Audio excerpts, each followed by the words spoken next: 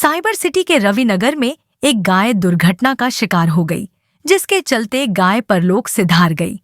गोरक्षक दल को जब गाय की मृत्यु का समाचार मिला तो वह दल बल के साथ मौके पर पहुंचे और गड्ढा खोदकर गौ माता का अंतिम संस्कार किया। गोरक्षक दल की माने तो डेयरी मालिक दूध दोहने के बाद गायों को खुले में छोड़ देते हैं, जो अक्सर दुर्घटना का शिकार हो जाती है। जब भी उन्हें मालूम चलता है तो वह लोग गाय का इलाज करवा देते हैं। बावजूद इसके डेयरी मालिक उन्हें धमकी देते हैं कि तुम लोग हमारी गायों से दूर रहा करो।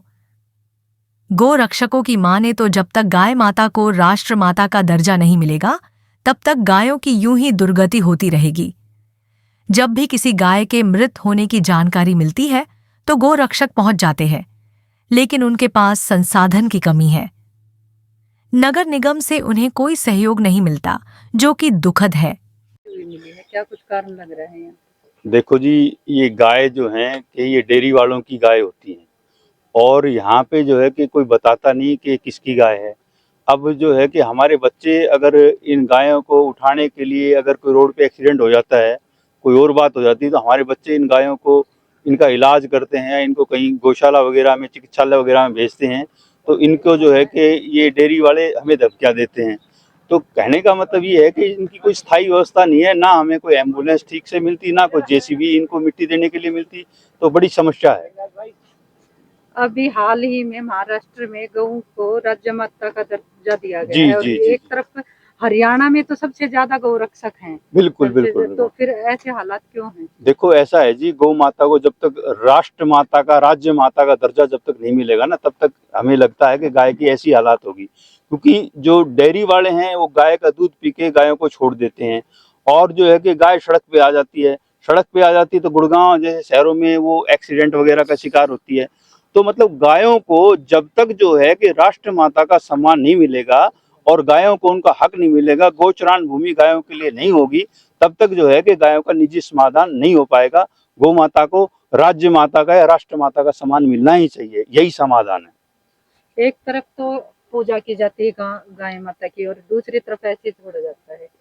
पूजा दिखाने के लिए जी सबकी, चाहे मैं हूँ, चाहे आप हो, चाहे डेयरी वाला हो, कोई भी गाय की वैल्यू नहीं हमारे यहाँ पे धरती पे, कोई इज्जत नहीं है गाय की।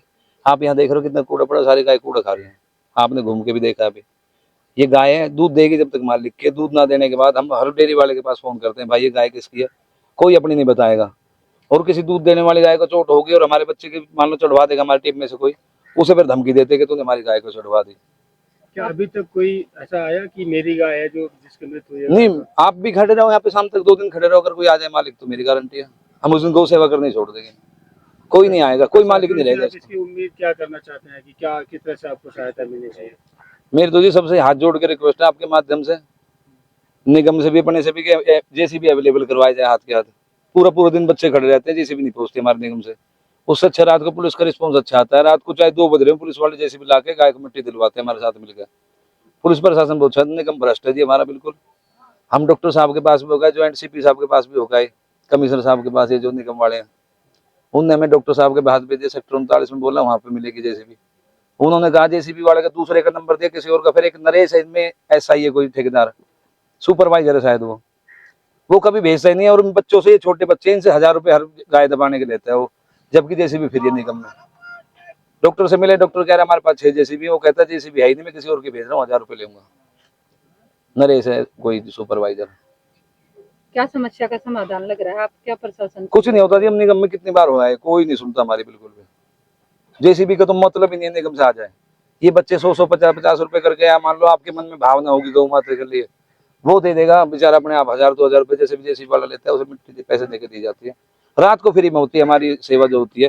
पुलिस वाले चाहे 2 बजे 2:30 बजे कहीं से भी लेके आए, वो जेसीबी ला के देते हैं। दिन में हम परेशान कर सके, निगम में पुलिस वाले भी कहते हैं निगम में फोन करो, निगम वाले कहते हैं भेज रहे हैं। फिर 5 बज जाते हैं, कहते हैं भाई अब हमारा टाइम खत्म हो गया, नहीं भेजते जेसीबी। तो एक नरेश SI है, वो हमसे रिश्वत लेता है, 800 रुपये अपने पास रखता है और 300 रुपये अपने जो ऑपरेटर है उसको देता है। गाय जब भी मर जाती है तो जेसीबी रिश्वत लेके भेजता है।